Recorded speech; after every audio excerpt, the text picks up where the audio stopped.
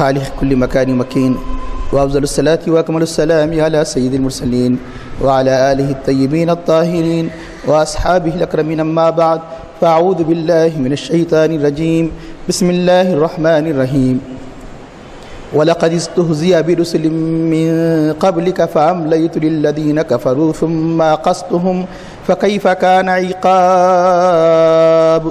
أَفَمَنْ هُوَ قَائِمٌ عَلَى كُلِّ نَفْسٍ بِمَا كَسَبَتْ وَجَعَلُوا لِلَّهِ شُرَكَاءَ قُلْ سَمُّوهُمْ أَمْ تُنَبِّئُونَهُ بِمَا لَا يَعْلَمُ فِي الْأَرْضِ أَمْ بِظَاهِرٍ مِّنَ الْقَوْلِ بل زين للذين كفروا مكرهم وصدوا عن السبيل ومن يضلل الله فما له من هاد لهم عذاب في الحياة الدنيا ولعذاب الآخرة أشق وما لهم من الله من واق.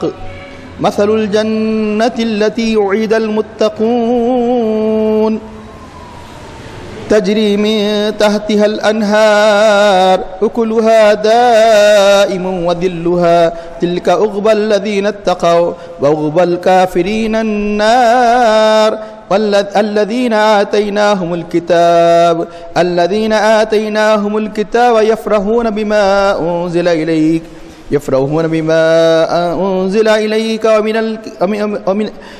الذين آتيناه الكتاب يفرحون بما أنزل إليك ومن الأحزاب من ينكر بعده.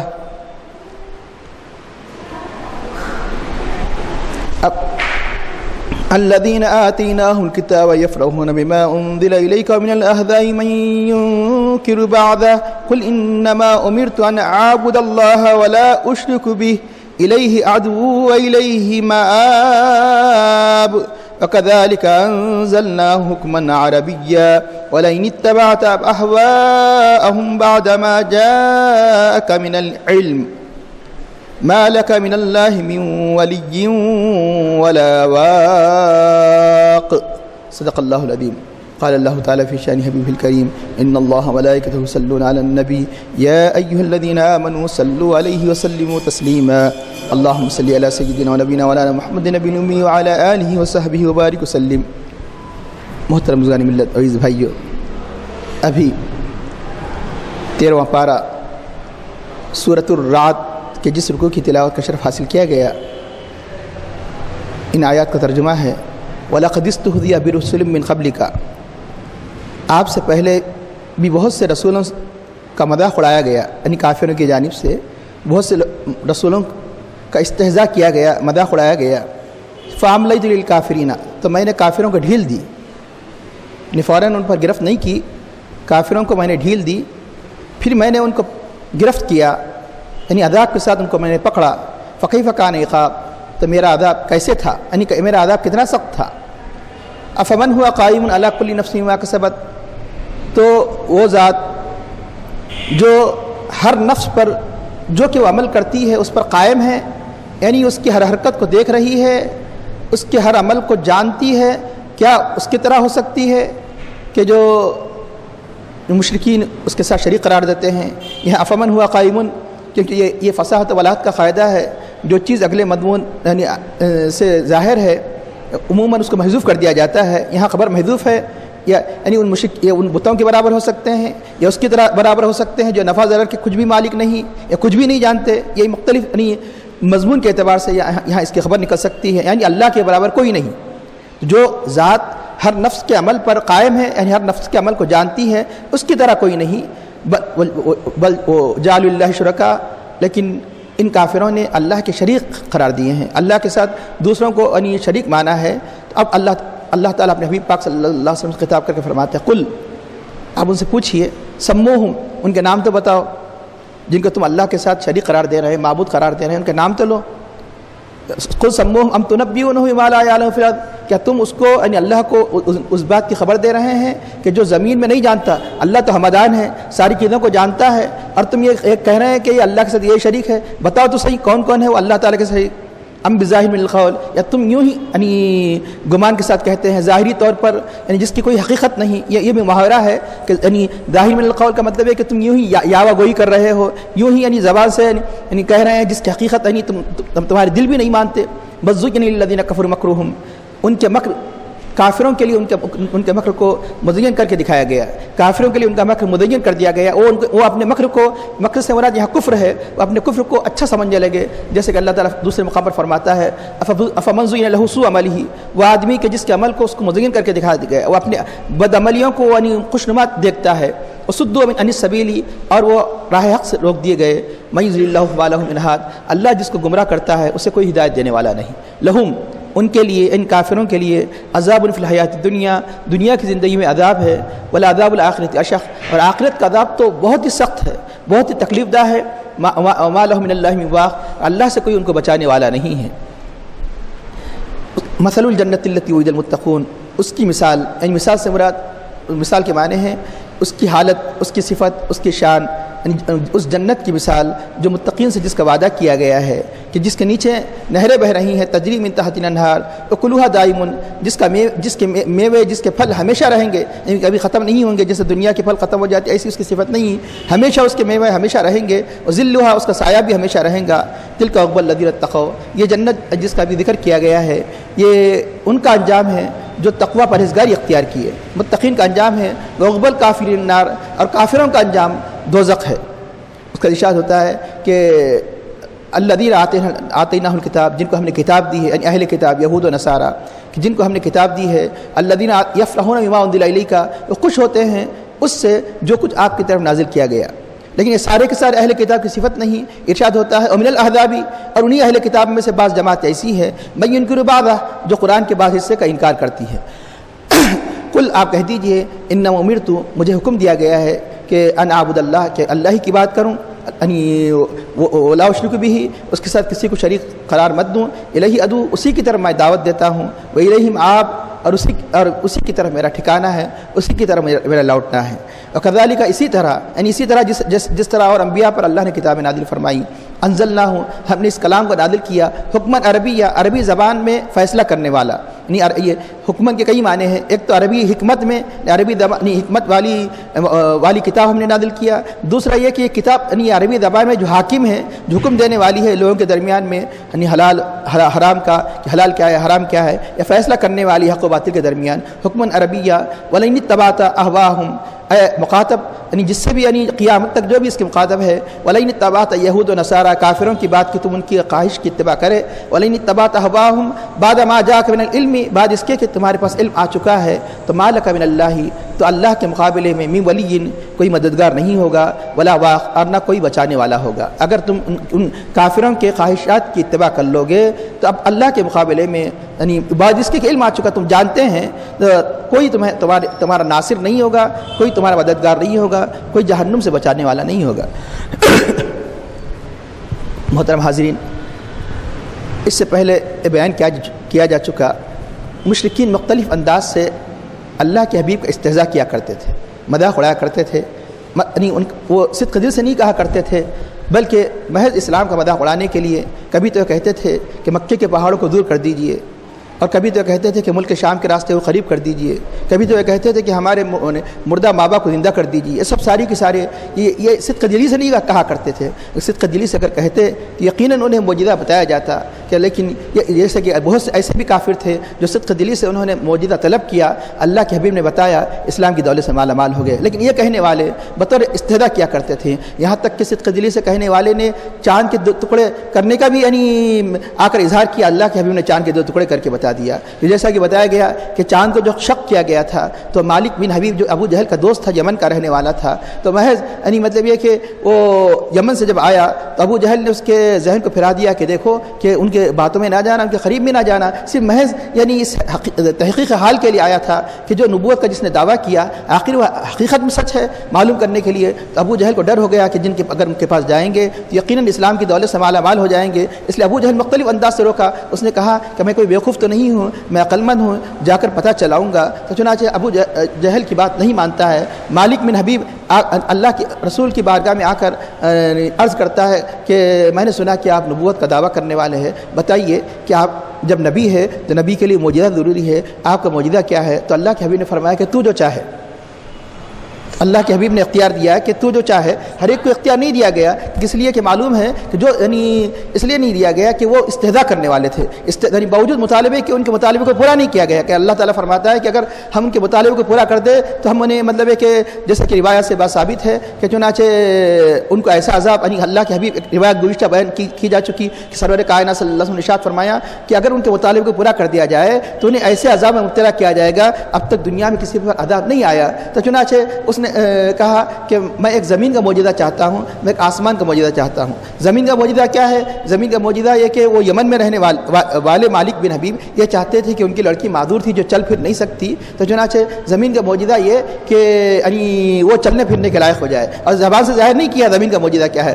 آسمان کا معجزہ کہ دل میں رکھا کہ آسمان میں کوئی ایسا معجزہ کہ چاند وغیرہ ٹکڑے ہو جائے. تو چنانچہ اللہ کے حبیب نے فرمایا ٹھیک ہے چل، جو کوہ ابو قبیس یا جو بھی پہاڑ ہے اس پہاڑ کی طرف چل. تو اللہ کے حبیب نے اشارہ فرمایا، چاند کے 2 ٹکڑے ہو گئے. تو جس نے صدق دل سے طلب کیا تو چاند کے بھی 2 ٹکڑے کر دیے گئے، ایسا معجزہ دکھایا گیا. لیکن ان کے جو مطالبات تھے وہ سراسر مطلب ایک اناد، سراسر استہزاء نے مذاق کے طور پر تھے. تو اللہ تعالیٰ اپنے حبیب پاک صلی اللہ علیہ وسلم کو تسلی دیتے ہوئے کہتا ہے کہ دیکھو کہ آپ ہی کے ساتھ نہیں بلکہ جتنے مرسلین آئے، جتنے انبیاء آئے، ان کا مذاق اڑایا گیا، ان کا استہزاء کیا گیا. تو چنانچہ ہوا کیا کہ میں نے ان کو فوراً عذاب میں گرفتار نہیں کیا کہ یہ میری حکمت ہے، میری مصلحت ہے، میں ان کو ڈھیل دیتا ہوں. ڈھیل کس لیے دیا جاتا ہے؟ ڈھیل 2 ہی وجہ سے دیا جاتا ہے کہ اگر چاہے تو کوئی توبہ کر لے، رجوع ہو جائے، ایمان لا لے، اس لیے ڈھیل دی جاتی ہے. ڈھیل دینے کا دوسرا مقصد یہ ہوا کرتا ہے کہ مطلب یہ کہ جو سخت مخالف ہے وہ اپنے کفر میں بڑھتے چلے جائے، کفر پر کفر کرتے چلے جائے اور ڈبل اللہ تعالیٰ کے ادا کا مستحق ہو جائے. ڈھیل اس لیے دی جاتی ہے. تو چنانچہ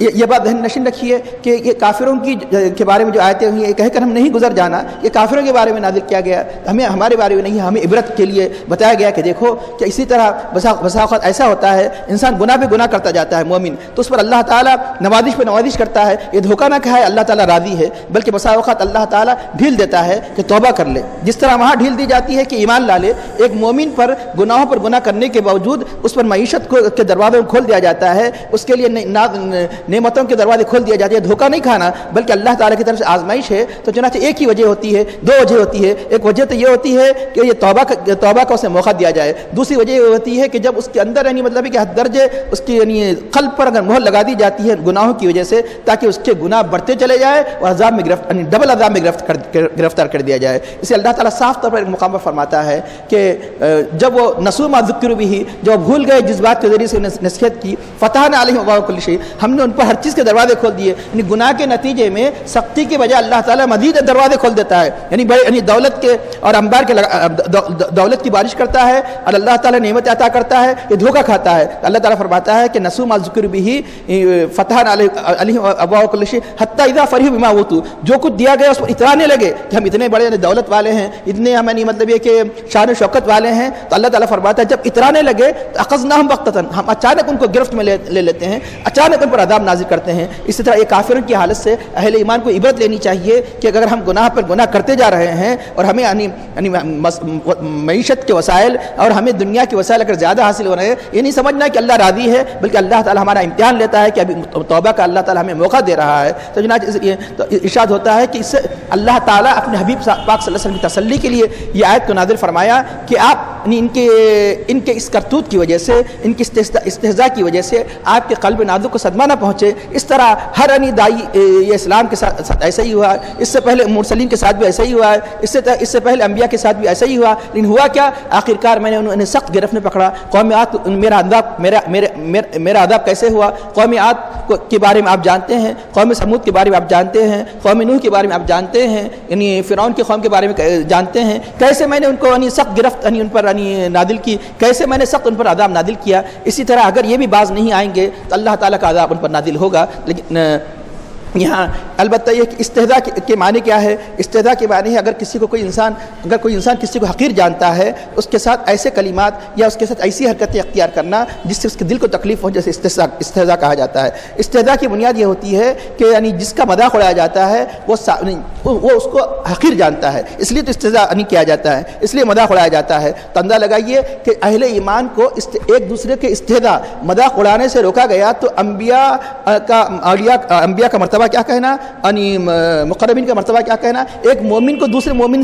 کا مذاق اڑانے کی اجازت نہیں ہے۔ ارشاد ربانی ہے، یا ایھا الذین آمنوا، اے ایمان والو، لا یسخر قوم من قوم، کوئی قوم کسی قوم کا مذاق نہ اڑائے، عسیٰ ان یکونوا خیرا منہم، ہو سکتا ہے کہ وہ ان سے بہتر ہو۔ یعنی یہ جو مذاق اڑا رہا ہے اسے پتہ ہی نہیں، یہ جس کا مذاق اڑایا جا رہا ہے اللہ کے پاس ہو سکتا ہے کہ مقرب ہو اللہ تعالیٰ کا، وہ نیک ہو۔ بعض وقت غربت کی وجہ سے مذاق اڑاتا ہے، لیکن یہی غربت اللہ تعالیٰ کے پاس نہیں، اگر نیکوکار ہے تو وہ ایک غریب نیکوکار ایک مالدار نیکوکار سے افضل ہوا کرتا ہے، یہ بات یقینی ہے۔ تو چنانچہ یہ کسی وجہ سے مذاق اڑایا جاتا ہے، لیکن یہ نہیں سمجھتا کہ اللہ کے مقرب ہو۔ اور ولا نساء من نساء، اور مذاق کا معاملہ اتنا نازک ہے، اتنا خطرناک ہے، اللہ تعالیٰ ہر جگہ عورتوں کا نام نہیں لیتا، یعنی اہل ایمان کے ذریعے سے مرد عورت دونوں بھی شریک ہو جاتے ہیں، لیکن اللہ تعالیٰ خصوصیت سے یعنی یہاں پر مردوں کو پھر عورتوں کو دونوں کا ذکر فرما رہا ہے۔ ولا نساء من نساء، اور کوئی عورتوں کی جماعت کسی عورتوں کا مذاق نہ اڑائے، کوئی عورت کسی عورت کا مذاق نہ اڑائے، ہو سکتا ہے کہ ان سے بہتر ہو۔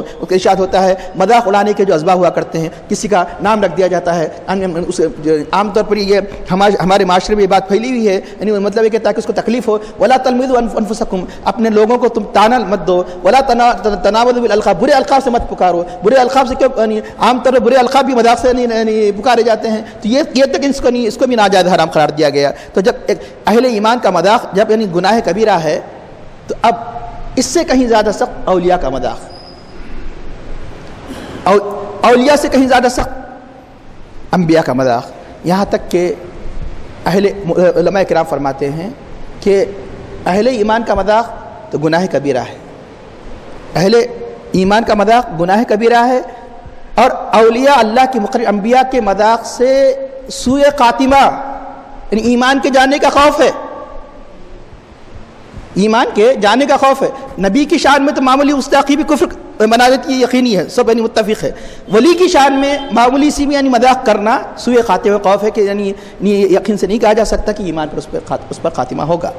تو اب اللہ کے حبیب کے بارے میں، انبیاء کے بارے میں یہ قاعدہ مسلمہ ہے، کوئی تخفیفاً بھی آپ کی شان میں گستاخی کرے گا وہ کافر ہو جائے گا۔ یہاں تک علماء کرام نے فرمایا اگر کوئی یہ کہے آپ کا زہد یعنی فخر یہ مجبوراً تھا تو بھی کافر ہو گیا، نعوذ باللہ، آپ کو کھانے کے لیے کچھ میسر نہیں تھا، فلاں نہیں تھا، یہ محض مجبوراً تھا کر کہہ دیا جائے، حضور مجبور تھے، کہ آپ کا فخر و فاقہ مجبوراً نہیں تھا، اختیاری تھا، اللہ نے اختیار دیا تھا، حضرت جبرائیل علیہ السلام کو بھیجا کہ اللہ کے نبی یا تو یہ تم چاہتے ہو کہ تم یعنی نبی بادشاہ بن جائے، یا تم چاہتے ہو کہ نبی یعنی مطلب ہے کہ عبد یعنی فخر کے ساتھ یعنی فخر مطلب یہ کہ یعنی آپ کے پاس یعنی بے شمار یعنی جیسے حضرت سلیمان علیہ السلام کو اللہ نے بادشاہ نبی بنایا اس طرح ہم بنا دیتے، تو اللہ کے بھی فرمایا کہ نہیں، میں صرف فخر کے ساتھ یعنی عبد النبی یعنی یعنی مطلب کہ جس کے اندر احتیاج بھی ہو، ایک دن کھاؤں اور اللہ کا شکر کروں، ایک دن صبر کروں، کیوں کہ اللہ کے حبیب صلی اللہ علیہ وسلم نبی کریم صلی اللہ علیہ وسلم چاہتے تھے کہ اس امت کے بے شمار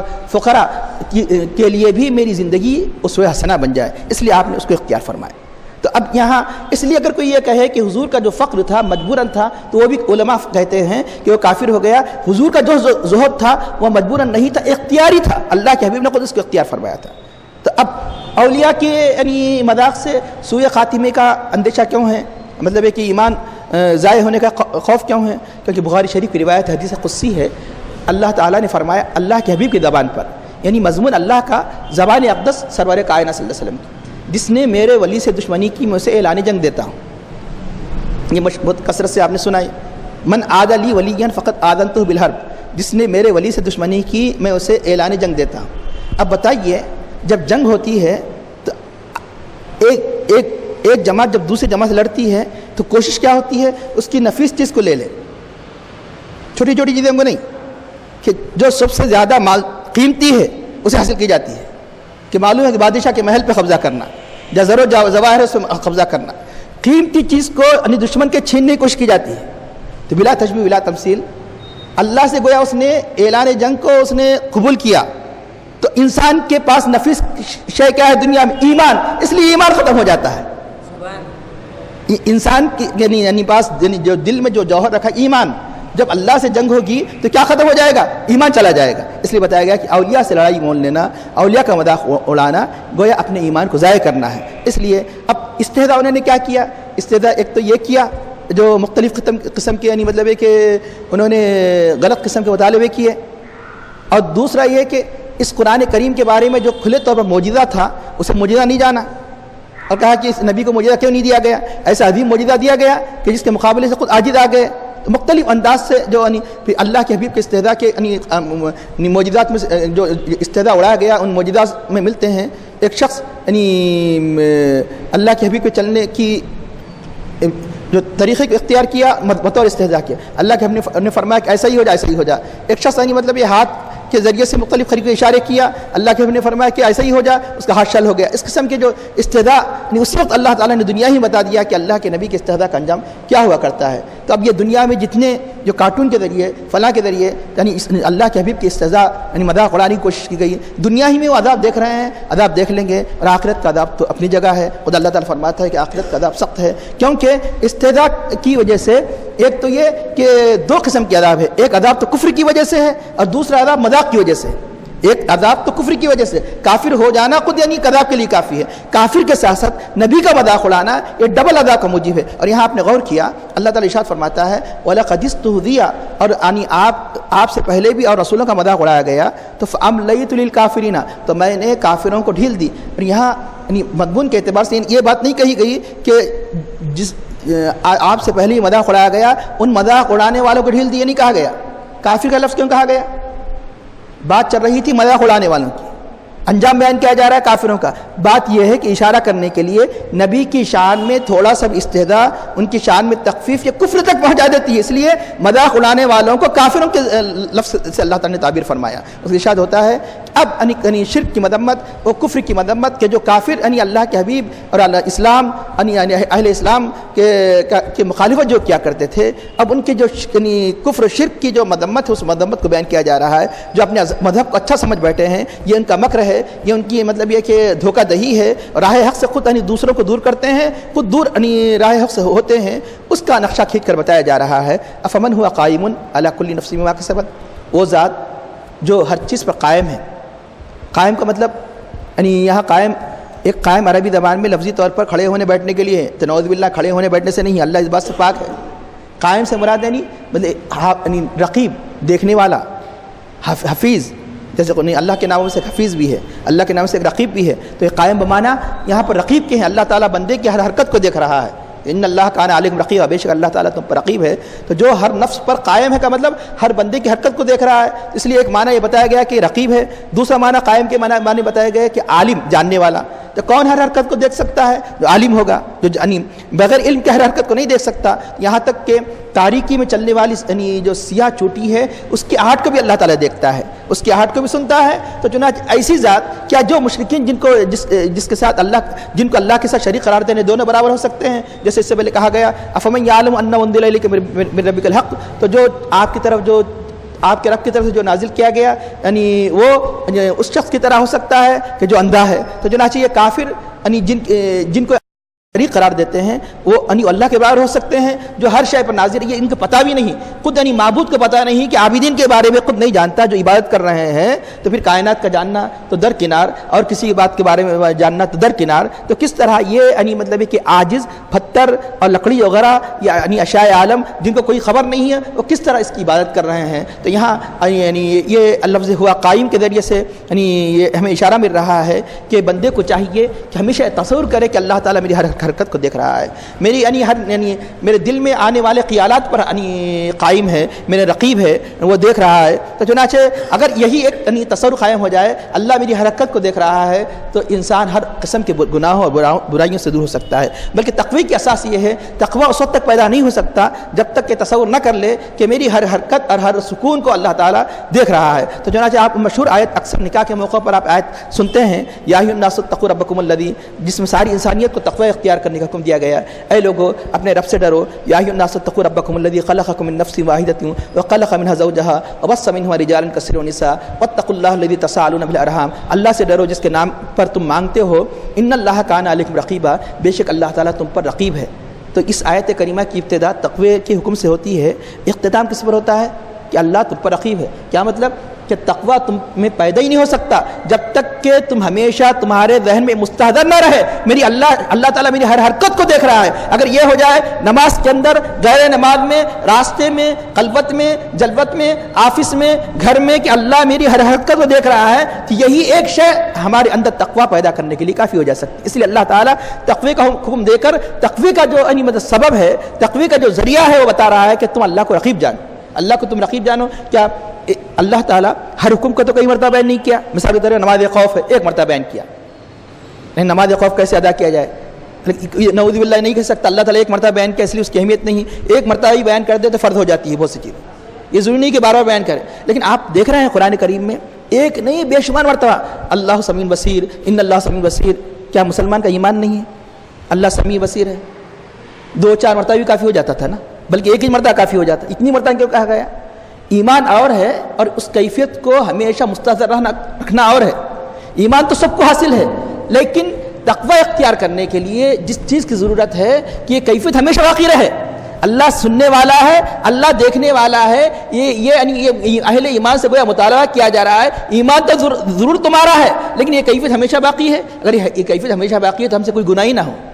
یہ کیفیت جیسے کہ ہونی چاہیے کہ ہمیشہ باقی رہے. اللہ سن رہا ہے میں جو کہہ رہا ہوں، اللہ دیکھ رہا ہے جو میں حرکت کر رہا ہوں. یہ اس استحضار، یہ کیفیت کو ہمیشہ باقی اللہ تعالیٰ بقا کو چاہتا ہے، دوام کو چاہتا ہے. اس لیے قرآن میں ایک نہیں کئی مرتبہ اللہ تعالیٰ اس کو ریپیٹ کیا ہے، بار بار دہرایا ہے. کیا مطلب ہے کہ باوجود یہ کہ سب جانتے ہیں ایمان ہے، نہیں ایمان میں کوئی شک نہیں کیا جا سکتا، لیکن یہ ایمان ہی کافی نہیں. ایمان کے ساتھ ساتھ اس کیفیت کو ہم اپنے اندر پیدا کرنے کی ضرورت ہے. اولیاء اللہ کی تعلیمات، مراقبے وغیرہ ذکر کیوں؟ اسی کیفیت کو پیدا کرنے کے لیے. اللہ سمیع ہے، اللہ بصیر ہے، اللہ تمہارے ساتھ ہے. تو یہ مراقبے بزرگان دین کے جو تعلیمات، یہ قرآن کے مخالف نہیں ہے، بلکہ قرآن پر عمل آوری کے لیے ہے. اللہ تو اللہ حاضری، اللہ حاضر ہے، اللہ ناظری، اللہ ناظر ہے. یہ کیوں یہ مراقبے کرائے جاتے؟ اس لیے کرائے جاتے ہیں قرآن کا جو مقصود ہے اس پر عمل ہو جائے. قرآن کا مقصود یہ ہے کہ یہ کیفیت ہمیشہ باقی رہے. یہ کیفیت جس کے اندر مطلب یہ کہ استعدار دائمی باقی رہ جاتی ہے، وہی شخص حقیقت میں متقی ہو سکتا ہے.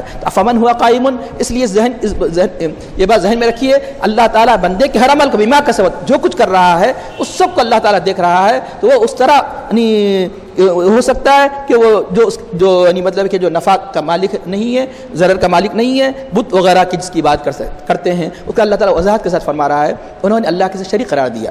اللہ کے ساتھ انہوں نے شریک بنایا ہے. کس کو؟ عاجز کو، ایسے عاجز کو. بلکہ یہ تو مطلب یہ کہ عارضی طور پر یہ تو کچھ قدرت رکھتے ہیں، چلتے ہیں، پھرتے ہیں، بیٹھتے ہیں اپنے ارادے سے. لیکن یہ جس کی بات کر رہے ہیں وہ اتنے عاجز ہیں. اب اس کا اللہ تعالیٰ مزید ان کی برائی کو بیان کرنے کے لیے کہہ رہا ہے کہ اے حبیب تم ان سے نام پوچھو، ان کے جن کی بات کر رہے ہیں. نام بتائیں گے کس کے؟ کہ نام بتائیں گے کہ لات و عزا وغیرہ. اگر ان سے پوچھا جائے لات و عزا کیا ہے؟ بت ہے، پتھر ہے. تو اب کسی کا نام لیا جائے تو دو ہی ہوں گے، یا تو نام ذاتی ہوگا یا صفاتی ہوگا. ذاتی نام اللہ کی طرح بتاؤ کہ جو سارا کا سارا عالم جانتا ہے، خود ان سے پوچھا جائے کہ سارے کائنات کا پیدا کرنے والا کون ہے، تو اللہ کہیں گے. لیکن ان کا کوئی جس کو شریک قرار دے رہے ہیں ایسا کوئی نام بتاؤ، کوئی نام بخص نہیں کر سکتے. انہوں نے گھڑ لیا ہے، جیسے کہ آگے چل کے ظاہری قول مطلب ہے کہ انہوں نے اپنے طرف سے بنا لیا ہے. یہ جتنے بھی مطلب ہے کہ معبودان باطلہ کی پرستش کر رہے ہیں، یہ گویا ایک فردی ناموں کی پرستش کر رہے ہیں جن کی حقیقت کچھ نہیں ہے. تو اب کیا تو صفاتی نام ہوں گے. صفاتی نام ہوں گے کا کیا مطلب؟ رازق، محیی زندہ کرنے والا، ممید موت دینے والا، خالق پیدا کرنے والا. اب اگر کسی صفاتی نام میں سے اپنے بتوں کے ساتھ کسی ایک نام کو بھی ذکر کریں گے تو نام لینا کافی نہیں ہوگا، وہ صفت اس کے اندر ہو. اب کسی دنیا میں جو معبودان باطل میں کوئی رازق ہو سکتا ہے، کوئی محیی ہو سکتا ہے، کوئی ممید ہو سکتا ہے، کوئی خالق ہو سکتا ہے. جب نہیں ہو سکتا تو یقیناً مطلب کہ تم کھلی طور پر گمراہی میں پڑے ہوئے ہیں. یقیناً یہ تمہارے نفوس دھوکہ کھائے ہوئے ہیں. یقیناً یعنی اس سے بڑھ کر کوئی گمراہی نہیں ہو سکتی. تو اس لیے نام لو ایک طریقہ ہے, ایک یعنی محاورے میں جو نام لینے کا قابل نہیں اس کا نام تو ذکر کرو. جب آپ بہت کہہ رہے ہیں تو اللہ تعالیٰ فرماتا ہے کہ اپنے حبیب پاک صلی اللہ علیہ وسلم سے ان کے نام ان سے پوچھ کے دیکھو ان کے نام کیا ہے جس کی پرستی کر رہے ہیں. تو گویا یہ بتانے کے لیے کہ یہ ان کے نام بھی نہیں لے سکتے. قل سموہ ام تنبئونہ بما لا یعلم, تو تم ایسی بات کہہ رہے ہیں جو زمین میں جس کا اللہ نہیں جانتا. اللہ مطلب یہ کہ اللہ جس کو نہیں جانتا نا, اللہ تو ساری کائنات کو جانتا ہے, عالم الغیب والشہادہ ہے. اللہ نہیں جانتا کا مطلب ہے کہ جو چیز وجود میں نہیں ہے, جو چیز یعنی مطلب ہے کہ محال ہے, اس کو یعنی اس وقت یہ کہا جاتا ہے کہ جب اللہ نہیں جانتا تو کون جان سکتا ہے. جب اللہ نہیں جانتا اس کا کوئی شریک نہیں, اس کے ساتھ شریک قرار دے رہے ہیں, تو یقیناً یعنی یہ اس سے بڑھ کر کوئی جہالت نہیں ہے, اس سے بڑھ کر کوئی حماقت نہیں ہے. ارشاد ہوتا ہے بل ذُيِّنَ لِلَّذِينَ كَفَرُوا مَكْرُهُمْ, ان کے لیے ان کا مکر مزین کر کے دکھایا گیا. وہ اپنے مکر کو, مکر سے مراد ان کا کفر ان کے برے اعمال ان کو حسین دکھائی دے رہے ہیں. اب رہا یہ قرآن کریم میں یعنی برے اعمال کا حسین برے اعمال کا خوشنما دکھائی دینا, اس کی نسبت تین طرف کی گئی. ایک مقام پر یہ فرمایا کہ زَيَّنَ لَهُمُ الشَّيْطَانُ أَعْمَالَهُم, شیطان نے ان کے اعمال کو مزین کر کے دکھایا. ایک مقام پر فرمایا کہ نفس نے ان کے اعمال کو مزین کر کے دکھایا. ایک مقام پر فرمایا اللہ نے ان کے برے اعمال کو مزین کر کے دکھایا. تو یہ اس میں آپس میں تضاد نہیں ہے, آپس میں تناقض نہیں ہے. کیوں؟ ایک نسبت جس میں بتایا گیا کہ ان کے نفسوں نے ان کو برے اعمال کو مدین کر کے دکھایا, یعنی ان کے نفس اپنے برے اعمال کو خوشنما, یعنی ہر برا عمل کرنے والا سمجھتا ہے کہ میں اچھا کر رہا ہوں, یعنی یہ گمراہی کی علامت ہے. یہ انتہائی ایسی گمراہی کی علامت جس سے پلٹنے کی امید نہیں ہے. ایک یہ کہ انسان برائی کرے اور برائی جانے پھر ہی پلٹنے کی امید ہے, آج نہیں تو کل توبہ کرے گا. ایک انسان برائی کر رہا ہے اور یہ کہہ رہا ہے کہ یہ برائی نہیں ہے بلکہ یہ یعنی یہ مہارت ہے, یہ کہہ رہا ہے کہ اچھائی ہے. اب اس کی امید نہیں ہو سکتی توبہ کی. برائی کو برائی سمجھ کر کرنے والا پھر بھی توبہ کی امید ہو سکتی ہے, لیکن برائی کو یعنی اچھائی کا نام دینے والا, یعنی شراب کو یعنی کوئی یعنی فرحت بخش یعنی مشروب کا نام دینے والا, اب اس کی توبہ کی امید نہیں کی جا سکتی ہے. تو چنانچہ اب رہا یہ کہ جہاں نفس کی طرف نسبت کی گئی قرآن کریم میں کہ برے اعمال ان کے نفس نے اچھا کر کے دکھایا, یہ کسب کے اعتبار سے, کیونکہ کسب کرنے والا کون ہے, عمل کرنے والا کون ہے, یعنی برائی کا بدلہ پانے والا کون, انسان. اور شیطان کیا ہے, سبب کے طور پر ہے کہ برائی کی طرف لے جانے والا, وسوسہ ڈالنے والا.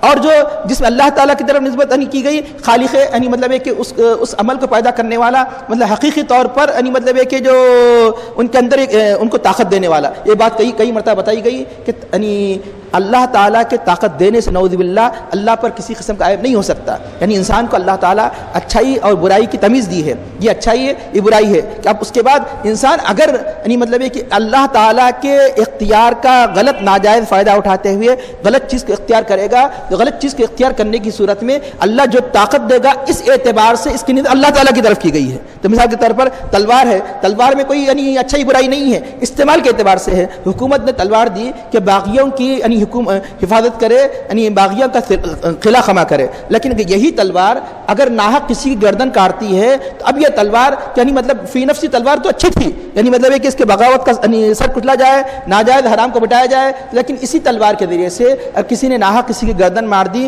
تو اب یہ کہ نفس تلوار میں نہیں بلکہ اس کے مارنے کی میں برائی ہے. اسی طرح بتایا گیا کہ یعنی مطلب یہ کہ جو اللہ نے اختیار دیا تو تمہیں اختیار دیا, تو اختیار کا تم نے غلط ناجائز فائدہ اٹھایا, لیکن طاقت پیدا کرنے والا فاعل حقیقی وہی ہے. تو چنانچہ جہاں برائی کی نظر اللہ نے ان کی آنکھوں میں اس برائی کو اچھا کر کے دکھایا کیونکہ فاعل حقیقی ہے. تو چنانچہ اس سے پہلے کئی مرتبہ بتایا کہ اگر آپ نے ارادہ کیا مارنے کا تو مارنے کے ارادہ کرنے کے بعد اگر اللہ قدرت نہیں دیتا تو تمہارا ہاتھ نہیں اٹھتا, لیکن تمہارے ارادے کے ساتھ جو تمہارا ہاتھ اٹھ رہا ہے یہ چنانچہ کیونکہ ارادے کی وجہ سے تم نے ارادہ کر لیا, تمہارے اسی ارادے کی وجہ سے تمہیں یعنی جزا دی جاتی ہے, سزا دی جاتی ہے. اور یہ قوت پیدا کرنے والا کون, اللہ تعالیٰ ہے. تو چنانچہ اس لیے جہاں جہاں قرآن کریم اس قسم کی آیتیں آئی ہیں کہ اللہ جسے گمراہ کرتے ہدایت پانے والا نہیں, تو یعنی یہ ذہن نشین کر لیجئے کیونکہ فاعل حقیقی ہے, اس کی طرف نظر کی جاتی ہے. والقدر خیری و شرری, جیسا کہ ہمارا مشہور عقیدہ ہے کہ تقدیر کی اچھائی برائی اس کی طرف سے ہے. تو مطلب یہ کہ بندہ ایک کسب کی وجہ سے, بندہ کے اس غلط اختیار کی وجہ سے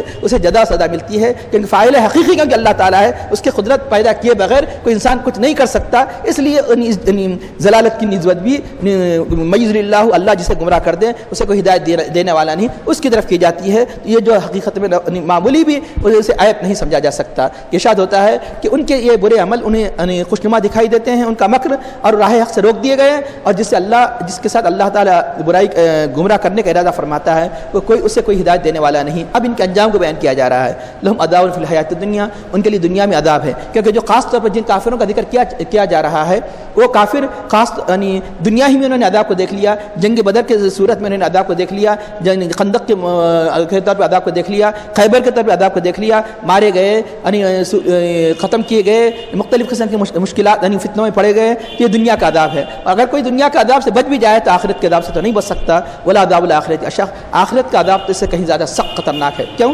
دنیا کے عذاب تو اس کا اختتام میں ختم ہونے والا ہے، لیکن آخرت کے عذاب کا اختتام نہیں ہے، اس لیے سب سے زیادہ تکلیف دہ ہے. دنیا میں ظاہری طور پر پھر بھی کوئی انسان کسی کو مدد کرنے کی کوشش کرتا ہے، لیکن آخرت میں کوئی مدد نہیں کر سکے گا. اس لیے اللہ تعالیٰ فرماتا ہے اللہ کے مقابلے میں ما لہم من اللہ من واق، کوئی انہیں بچانے والا نہیں، کوئی انہیں یعنی کوئی ان کا ناصر نہیں، کوئی مددگار نہیں. تو آخرت میں کیسی قسم و پرسی کا عالم ہوگا، آخرت کا عذاب کتنا خطرناک ہوگا. وہاں انسان ایک ایک نیکی کو ترس رہا ہوگا. آگے چل کے اللہ تعالیٰ یعنی کافروں کے انجام کو، اہل ایمان کے انجام کو بیان فرما رہا ہے. تو چنانچہ اور اللہ کے بھی فرماتے ہیں کہ اسی کی طرف میرا لوٹنا ہے. بار بار یہ بات کیوں بتائی جا رہی ہے؟ انسان تاکہ میدان محشر کو، حساب کو ذہن میں رکھے. اس لیے بار بار کہا گیا، اس قرآن کریم میں یہ مضمون بار بار دہرایا گیا کہ اسی کی طرف مجھے لوٹنا ہے، اسی کی طرف تمہیں جانا ہے. تو کیا ہمیں نہیں معلوم ہے؟ معلوم ہے. لیکن کیوں کہا جا رہا ہے کہ صرف یعنی مطلب ایمان ہی کافی نہیں، بلکہ ہمیشہ یہ ذہن میں مستحضر رہے کہ ہمیں یعنی جانا ہے، ہمیں حساب دینا ہے. آگے چل کے یعنی اللہ کے بھی فرماتے ہیں اسی کی طرف میں دعوت دیتا ہوں، اسی کی طرف میرا لوٹنا ہے. تو چنانچہ یہاں بتایا گیا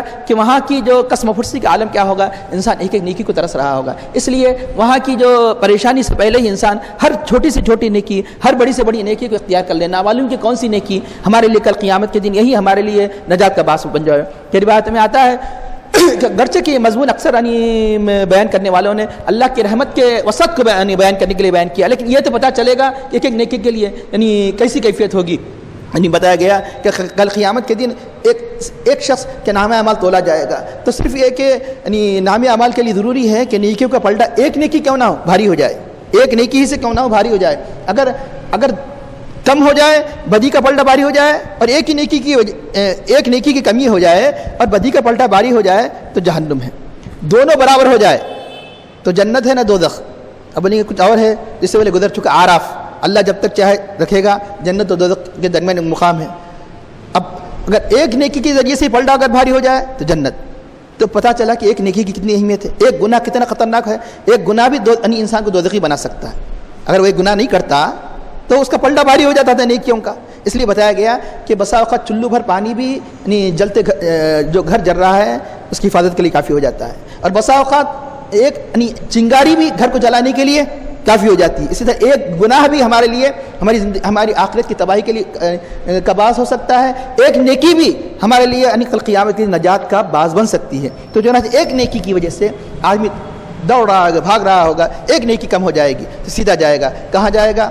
اپنے والد کے پاس جائے گا اور کہے گا کہ میں تمہارے اوپر زندگی پر نچھاور ہوتا رہا، تم نے یقیناً تمہاری کتنی شفقت تھی، اور تمہاری شفقت کا میں اندازہ نہیں کر سکتا. اس کے ساتھ ساتھ اگر تمہارے خلاف کوئی ایک بات بھی کوئی کہتا تو میں اس کے لیے مطلب کہ مدافعت کے لیے کھڑے ہو جاتا.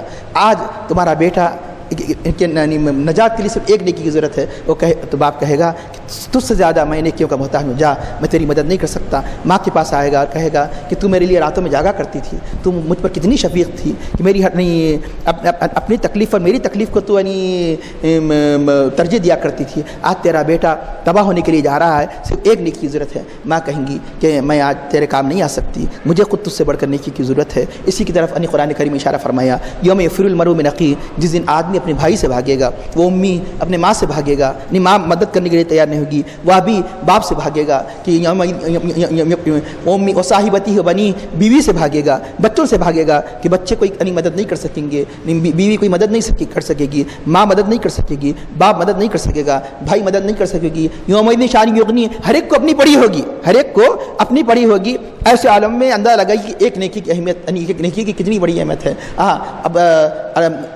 یہ بات اور ہے اللہ تعالیٰ کس پر رحم کرنا چاہے تو وہ اسباب پیدا ہو جائے، لیکن ایک رحم کہ نہ معلوم کہ اس کی کون سی ایسی نیکی کی تھی جس کی وجہ سے رحم ہو. تو یہ بھی ذہن میں رکھیے کہ ایک یعنی گناہ کی وجہ سے بھی انسان جہنم میں جا سکتا ہے، ایک نیکی کی وجہ سے بھی اللہ تعالیٰ اسے جنت میں اپنی رحمت سے داخل فرما دیتا ہے.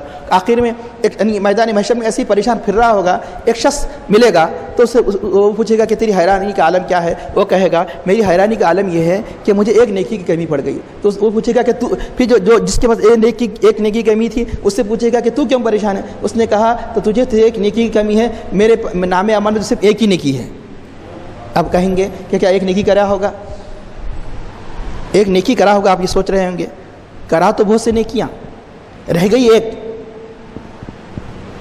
کیا تو بہت سے نیکیاں، رہ گئی اپنی ایک کیسی رہ گئی کہ جب یعنی مطلب ہے کہ دوسروں کے جو حقوق ضائع کیا تھا تو اس کا بدلہ وہاں درہم و دینار سے نہیں ہوگا.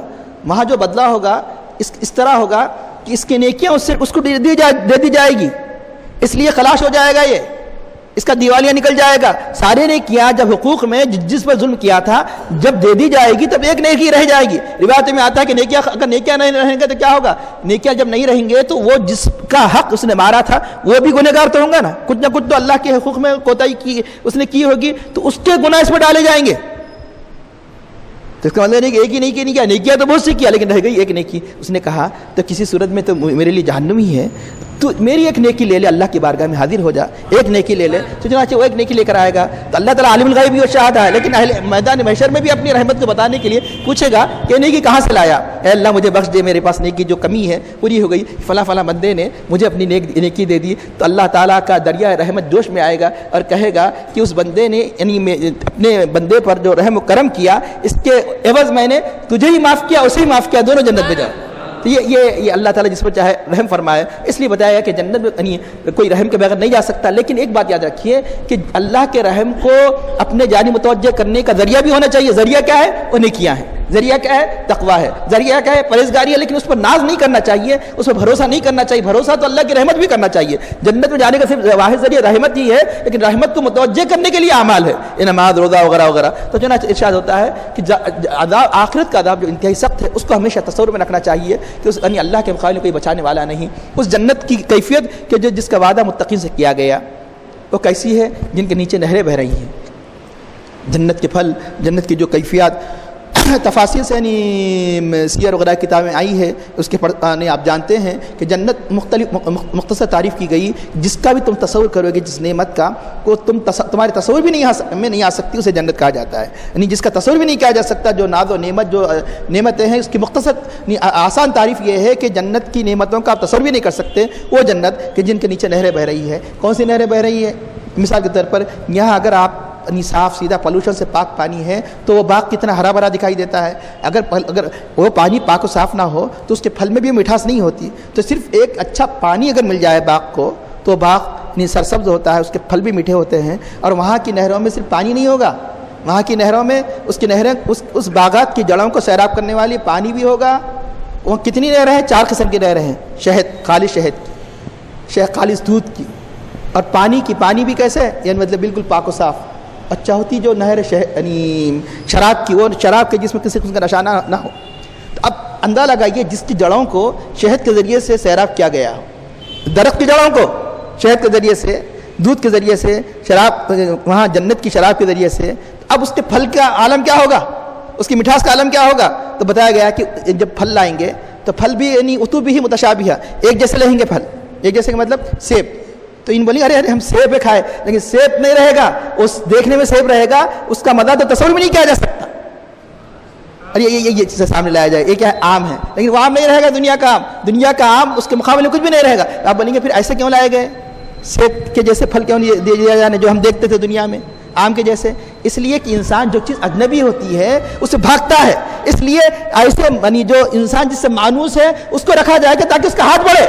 اب مثال کے طور پر کتنی جنگلی ہو سکتا ہے کہ وہ پھل میٹھے ہوں گے، بنی آپ کے لیے فائدہ مند ہوں گے، لیکن آپ اس کو چھیتے بھی نہیں، ہاتھ بھی نہیں دیکھتے. کیوں؟ نہیں معلوم کیا ہے. مثال کے طور پر ٹماٹا ہے، ایک زمانے تک کئی صدیاں چلے گئے ٹماٹا استعمال نہیں کیا. یہ سمجھتے تھے کہ لوگ شوکیس میں رکھتے تھے، دوسرے دن پھینک دیتے تھے، یہ سمجھتے تھے کہ ایک جنگلی پھل ہے. لیکن جب تحقیق کی گئی انسان کے لیے فائدہ مند ہے، انسان کھانے لگا. تو چنانچہ اس طرح نہیں معلوم کتنے پھل ہیں. تو اس لیے جو اجنبی چیز ہوتی ہے انسان کا ہاتھ نہیں بڑھتا, اس لیے اللہ تعالیٰ حکمت یہ ہے کہ وہاں ایسے پھل دے گا کہ جس کو آپ دیکھ چکے ہیں لیکن مزے میں آسمان و زمین سے بھی زیادہ فرق رہے گا اس کے اور دنیا کے پھل میں. تو جناب اس کی کیفیت یہ بتائی گئی کہ جب ان نہروں سے جب سیراب کیا جائے گا تو اس کے پھلوں کا عالم کیا ہوگا. پھر بھی پھل کیسے ہوں گے؟ دنیا کے پھل تو ختم ہو جاتے ہیں, اکلوہا دائمن, اس کے پھل ہمیشہ دائمی ہمیشہ ہمیشہ رہیں گے. کیسے رہیں گے؟ تو بتایا گیا کہ جیسے ہی پھل توڑیں گے اسی وقت وہیں پھل پیدا ہو جائے گا. جیسے ہی پھل توڑا جائے گا وہیں یعنی وہ پھل پیدا ہو جائے گا. اس لیے اس کے پھل ختم ہونے والے نہیں کہ اب کیونکہ جنت کو فنا نہیں, جنت کی نعمتوں کو فنا نہیں. جنت کی نعمتوں کو فنا نہیں کا عالم یہ ہے کہ پھل توڑتے ہی پھل پیدا ہو جا رہا. یہ تو جنت ہے. جنت کی چیز اگر دنیا میں آ جائے تو یہ فنا نہیں. اس کی دلیل کیا ہے؟ یہ بات اور ہے کہ حکمت نہیں ہے کہ یہاں آ جائے, کیونکہ اللہ کو سب سے زیادہ ایمان کون سا معتبر ہے؟ غیب پہ ایمان لانا. اس لیے الذین یؤمنون بالغیب. تو اللہ کے حبیب صلی اللہ علیہ وسلم نماز کسوف, سورج گرہن کی نماز پڑھا رہے تھے. تو کبھی آگے بڑھتے کبھی پیچھے ہٹتے. نماز ختم ہو گئی, صحابہ نے عرض کیا یا رسول اللہ کیا بات ہے, آج تک ہم نے نہیں دیکھا ایسا, نماز کے اندر اب آگے چلے آ رہے, پیچھے ہٹ رہے. فرمایا کہ جنت کو میرے سامنے پیش کیا گیا. جنت کے انگور کے خوشے لٹک رہے تھے, میں نے چاہا توڑ لیا, میں نے چاہا کہ توڑوں. اگر میں توڑ لیتا تو تم زندگی بھر دنیا میں جب تک رہتے کھاتے رہتے. کیوں؟ جنت میں میوہ ہے. لیکن اللہ کے حبیب نے ارادہ ترک کر دیا. کیوں؟ کہ غیب پر ایمان یہ یعنی جو دیکھے ہوئے ایمان سے کہیں اعلیٰ عرفہ ہے. ورنہ اللہ کے حبیب چاہے تو یہیں اس مسلح پر کھڑے ہو کر آپ فرما رہے ہیں کہ میں جنت کے میوے کو توڑ سکتا ہوں, اور اگر میں اگر لے لیتا تو تم زندگی بھر کھاتے. تو اللہ کے حبیب کا اختیار ہے. پیچھے کیوں ہٹا؟ اس لیے پیچھے ہٹا کہ جہنم پیش کی گئی. ایسا منظر کبھی نہیں دیکھا اتنا سخت قسم کا. تو کیونکہ اللہ کے عذاب سے ڈرنا, اللہ کے حبیب سے بڑھ کر کون تعلیم دے سکتا ہے؟ اللہ کے عذاب سے بھاگنا چاہیے, اللہ کے عذاب سے دوری اختیار کرنا چاہیے. اس لیے پیچھے ہٹا کہ جہنم پیش کی گئی. تو اندازہ لگائیے کہ جہنم کی جو شعلے زن ہو رہے ہیں, جبھی تو پیچھے ہٹے دیکھ رہے ہیں وہ سامنے آ گئی ہے. یہ ہے کہ جب چاہے جائے. اب جنت کی کیفیت کو ضروری نہیں کہ معراج میں جا کر ہی دیکھے.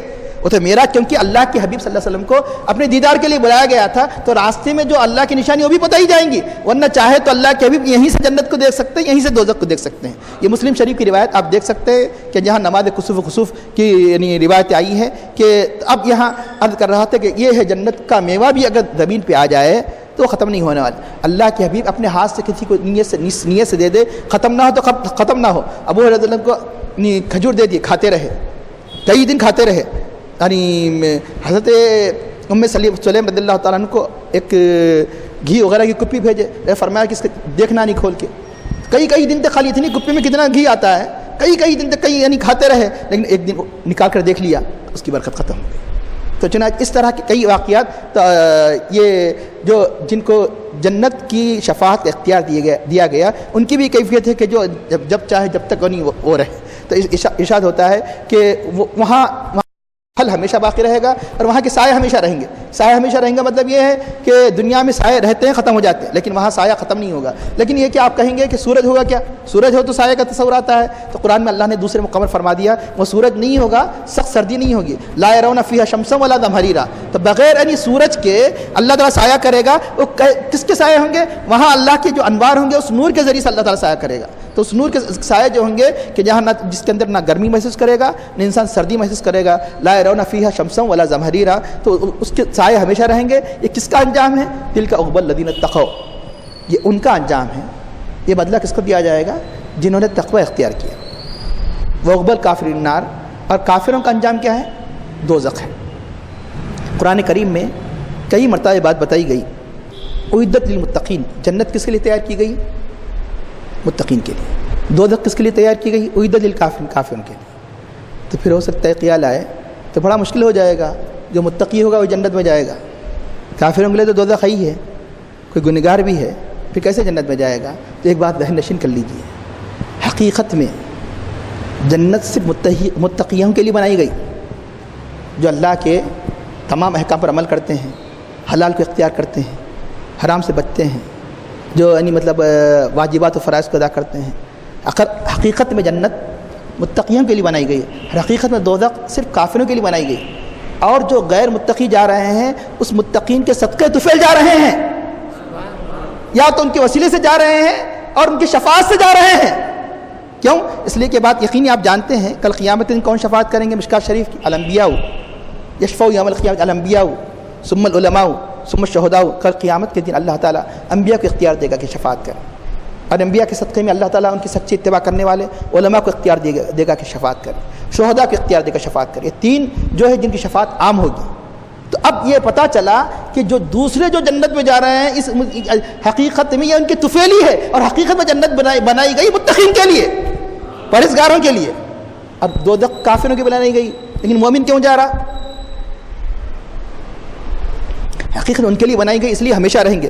کیونکہ ایک مومن اگر ایمان کے ساتھ دنیا میں رخصت ہوا ہے لیکن اعمال کی کمی کی وجہ سے، شومی اعمال کی وجہ سے جہنم میں جا رہا ہے، تو ہمیشہ کے لیے نہیں جا رہا. کیوں؟ بنائی نہیں گئی جہنم، اس کے لیے نہیں بنائی گئی. کس لیے؟ محض کافروں کی مشابہت کو اختیار کرنے کی وجہ سے، ان کے جیسے اعمال اختیار کرنے کی وجہ سے. کیوں؟ اللہ کا قانون کیا ہے کہ جو جس کو چاہتا ہے اس کے ساتھ حشر ہوتا ہے. حشر اس لیے ہو رہا ہے کہ اس کو چاہا، ان کے اعمال کو چاہا. لیکن حقیقت میں کیونکہ جہنم ان کے لیے نہیں بنائی گئی، اس لیے آخر کا ایمان ان کو کیا کرے گا؟ ایمان کی وجہ سے وہ جہنم سے نکالے جا کر پھر وہ جہنم میں ڈالے جائیں گے. اب یہاں اور ایک اہم بات، تو اللہ تعالیٰ کا کرم دیکھیے، رحمت دیکھیے کہ کافروں کا انجام دوزخ ہے اس آیت کریمہ میں، وَعُقْبَى الْكَافِرِينَ. اس کے مقابلے میں کیا کہنا چاہیے ظاہر؟ تو قرآن کا ایک ایک لفظ یعنی بے شمار مسائل کی طرف اشارہ کرتا ہے. یہ قرآن کی فصاحت و بلاغت، قرآن کی معانی مفاہیم تو اپنی جگہ ہے، خود الفاظ کے اندر خود کئی معانی کے سمندر ہے. تو کافروں کا انجام کیا ہے؟ دوزخ ہے. اس کے مقابلے میں ذہن کیا کام کرتا؟ متقین کا انجام جنت ہے، یہ بولنا نا. لیکن یہ نہیں بتایا اللہ تعالیٰ. عُقْبَى الَّذِينَ اتَّقَوْا، ان کا انجام جنہوں نے جو متقی ہے تقوی اختیار کرے. عُقْبَى المتقین نہیں فرمایا، متقی ایک نون ہے، ایک نام ہے. متقی بولے تو کامل طور پر جو متقی ہوتا ہے. پھر ویسا کوئی اگر متقین کہتا تو پھر کوئی مسلمان یعنی مطلب ہے کہ مسئلہ ہو جائے کہ وہی مسلمان جا سکتا تھا جنت میں جو متقی ہے. تقوی کا مطلب اللہ اپنی رحمت کو بتانے کے لیے کہ جو تقوی کا ادنا درجہ بھی حاصل ہو جائے تو جنت میں جائے گا، یہ معنی ہے. اس لیے وہاں پر لفظ متقین نہیں فرمایا. تو آپ بولیں گے کہ پھر مسئلہ عمل کرنے کی ضرورت نہیں. کیا مطلب؟ مطلب یہ ہے کہ اللہ چاہے تو گناہ کی اس جنت میں نہ ڈالے. تقوی کا ادنا درجہ کیا ہے؟ ایمان ہے. تقوی کا ادنا درجہ ایمان. کوئی مومن ہوگا تو آخر کار ایمان اسے جنت میں لے جائے گا، یہ معنی ہے اس کی. اس لیے اللہ نے یہاں پر یعنی نام ذکر نہیں کیا، ورب ذکر کیا. ورب اس لیے ذکر کیا کہ اپنی رحمت کو بتانے کے لیے کہ جو تقوی کا جو بھی پہلو اختیار کر لے گا، کم از کم پہلو کیا ہے؟ ایٹ لیسٹ کم از کم پہلو ہے ایمان لانا.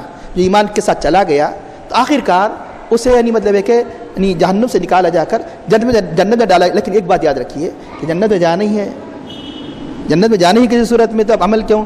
ایک بات یاد رکھیے کہ وہاں کا ایک لمحہ جہنم کا ایک معمولی نہیں ہے، معمولی نہیں ہے. اب نہیں معلوم شفاعت کے کئی درجے ہیں، کوئی پہلے وقت میں نکالا جائے، کوئی دوسرے وقت میں، کوئی تیسرے وقت میں. اب نامعلوم کہ اس کا نمبر کون سی لسٹ میں ہوگا. اس لیے ڈرتا رہے دوزخ سے، ہر نیک عمل کو اختیار کرے کہ شفاعت تو ہوگی، لیکن شفاعت ہوگی تو لیکن تمہیں تو یہ نہیں دیا گیا نام اعمال میں کہ تم کون سے زمرے میں ہیں. بعض تو جہنم میں جانے سے پہلے جہنم میں نہیں جائیں گے، بعض جہنم میں جانے کے بعد پھر جہنم میں جانے کی کیٹیگریز ہے کہ پہلے نمبر پہ، دوسرے نمبر پہ، تیسرے نمبر پہ. دنیا میں جب تقسیم ہوتی ہے سب کو ایک ہی وقت نہیں دیا جاتا، نمبر ایک کے بعد دیگر، ایک کے بعد دیگر، ایک کے بعد دیگر ہے. تو وہ جہنم کے جس کو یعنی مطلب ہے کہ 70 مرتبہ 100 مرتبہ جس کو دھویا گیا، تو یہ دنیا کی آگ قابل استعمال ہوئی. اس آگ میں چند منٹوں کے لیے جب ہاتھ نہیں ڈالا جا سکتا، کس آگ میں جس آگ کو مثال کے طور پر اس کی 99 ڈگری تک یعنی اس کو کم کر دیا گیا، تو اندازہ لگے جہنم کی کیفیت کا عالم کیا ہوگا.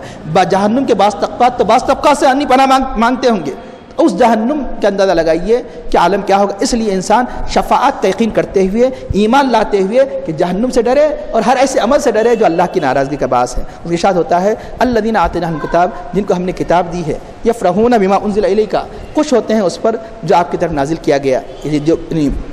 یہ کون ہے؟ اہل کتاب. ان اہل کتاب کی تعریف کی جا رہی ہے جو ایمان لائے، حضرت عبداللہ بن سلام رضی اللہ عنہ اور دوسرے صحابہ کہ جو نصارہ میں سے. تو تقریباً ان کی تعداد بتائی گئی 80، جس میں سے 40 نجران کے یعنی عیسائی ایمان لائے تھے، 32 یعنی حبشہ کے نصرانی ایمان لائے تھے، اور 8 ملک یمن کے لوگ ایمان لائے تھے، ان کی تعریف کی جا رہی ہے۔ جو قرآن نازل ہوتا ہے خوش ہوتے ہیں، کیوں؟ اس لیے کہ وہ دیکھتے ہیں کہ توریت میں یعنی جو آیت تصدیق کرنے والی ہے، قرآن اترتا ہے تو ان کی خوشی بڑھتے چلے جاتی ہے، انجیل میں جو نازل ہوا بڑھتی چلی جاتی ہے، یہ خوش ہوتے جاتے ہیں۔ اس کے برخلاف اہل کتاب جو منکرین ہیں وہ اس کے بعد آیات کا انکار کر دیتے ہیں، جہاں ان کی اپنی تحریف شدہ آیتیں ہیں، اس سے اس کا مضمون نہیں ملتا، ان کے اپنے مقصود کو پورا نہیں کرتا، وہاں ناراض ہوتے ہیں، انکار کرتے چلے جاتے ہیں، اس میں ان کی تعریف کی۔ تو اس سے پتہ چلا اللہ کے انعام پر راضی ہونا یعنی مطلب یہ خوش ہونا یہ نیک لوگوں کی سنت ہے۔ تو چنانچہ یہاں خوش ہونے کا لفظ کس کے معنی میں ہے کہ جس کے مطلب ہے کہ اللہ کا شکر ادا کرتے ہیں۔ جب قرآن کے نزول پر خوشی ہونا اس آیت کریمہ ان کی تعریف کی جا رہی ہے تو صاحب قرآن کے آنے پر خوشی منانا کیوں کہ جائز نہیں ہوگا؟ یقیناً جائز ہوگا۔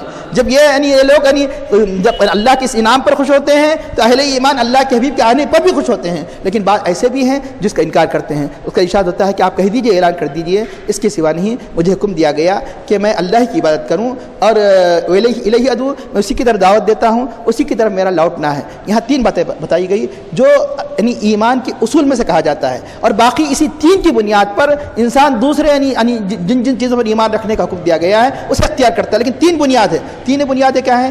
ایک ہے توحید، دوسرا رسالت، تیسرا آخرت۔ اب بولیں گے اور بھی ہے نا، دوبارہ اٹھائے جانے ایمان رکھنا، میزان وغیرہ، سب کے سب جو تینوں کو مان لیتا ہے تو خود بخود بقیہ ساری کی ساری چیزیں آ جاتی ہے۔ جب آخرت کو مانے گا تو دوبارہ اٹھائے جانے پر تو کیسے ہی مانے گا، لیکن یہ تینوں کو یعنی اس لیے بابا قرآن کریم میں یہ 3 اصولوں کو ذکر کیا گیا، اور سارے جتنے اور ایمانیات کے جو تفاصیل ہیں ان کا تعلق تینوں سے ہے۔ تو اس میں یہ یعنی اللہ تعالیٰ کتنے پیارے انداز سے تینوں کی طرف اشارہ کیا گیا۔ مجھے حکم دیا گیا کہ میں اللہ کی بات کروں، توحید، الیہ ادعو، اسی کی طرف میں بلاتا ہوں۔ تو نبی کے بلانے پر کوئی لبیک کہے گا اسی کا ایمان معتبر، رسالت کا ثبوت ہے۔ اس لیے اپنی توحید کو اللہ تعالیٰ بار بار قل، آپ کہہ دیجئے، آپ کہہ دیجئے۔ ایمان کس کے ذریعے سے، کس کے ذریعے سے ہو؟ نبی کے ذریعے سے۔ تو الیہ ادعو، نبی کی دعوت پر لبیک کہے، یہ ضروری ہے۔ وہ الیہ مآب، اسی کی طرف مجھے لوٹنا ہے، آخرت۔ تو یہ تینوں کا ثبوت دیا گیا۔ تو انشاءاللہ تعالیٰ اب آگے آنے والی آیت 8:15 بجے نماز، تو آگے آنے والی ہے انشاءاللہ تعالیٰ وَكَذَلِكَ أَنزَلْنَا الْحُكْمَ الْعَرَبِيًّا کے بعد یہ سورہ رات کا آخری رکوع ہے، اس کی تفسیر آئندہ بیان کی جائے گی۔ آخر میں دعا کرتا ہے اللہ ہمیں زیادہ زیادہ قرآن کریم کو سمجھنے، اس پر عمل کرنے کی توفیق عطا فرما، ایسے اعمال ہمیں ادا کرنے اور بجا لانے کی توفیق عطا فرما کہ جو متقین نے اختیار فرمایا، تقوی پرہیزگاری کی کیفیت ہمارے اندر پیدا فرما، ہمیں اپنے اوامر کا پابند نواہی سے اجتناب کی توفیق عطا فرما، اور ہماری باتوں میں خشوع و خضوع اخلاص عطا فرما، اور ہمارا خاتمہ بالخیر فرما صلی اللہ تعالیٰ علی خیر خلقہ سیدنا مولانا محمد وعلی آلہ وصحبہ اجمعین برحمتک یا ارحم الراحمین۔ الحمد للہ۔